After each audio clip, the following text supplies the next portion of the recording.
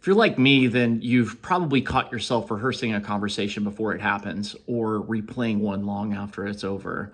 And like me, maybe you've wondered whether someone was upset with you or changed your opinion because you didn't want to stand out.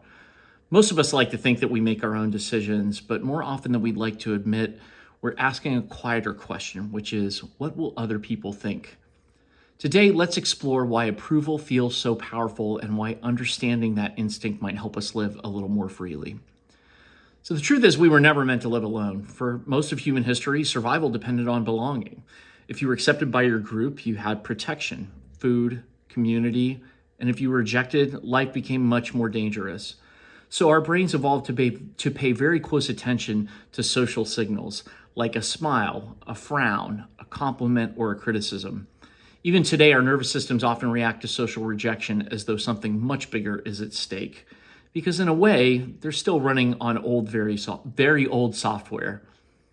So seeking approval isn't the problem. It's human to do that. The problem begins when approval becomes permission.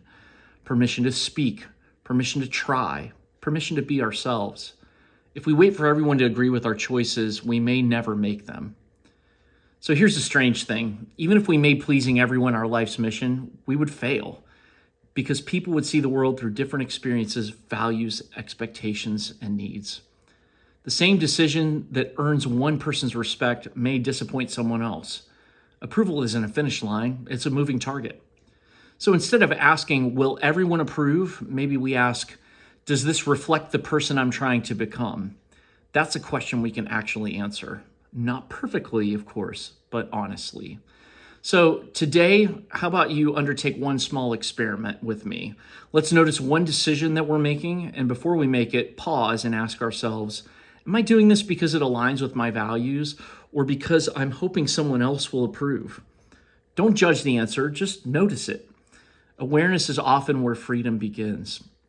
You know, we all want to belong. There's nothing wrong with that. The goal isn't to stop caring about what anyone thinks. The goal is to care most about becoming someone we ourselves respect. Because approval may feel good for a moment, but integrity has a way of staying with us much longer. So again, today's lab experiment, the next time you hesitate, ask yourself, whose approval am I waiting for? You might discover that you've had permission all along and that you belong already. So thanks for spending a few minutes with us today here at the Better Everyday Lab. I am Dana, and this is the lab assistant Spruce, and we send you much love and peace.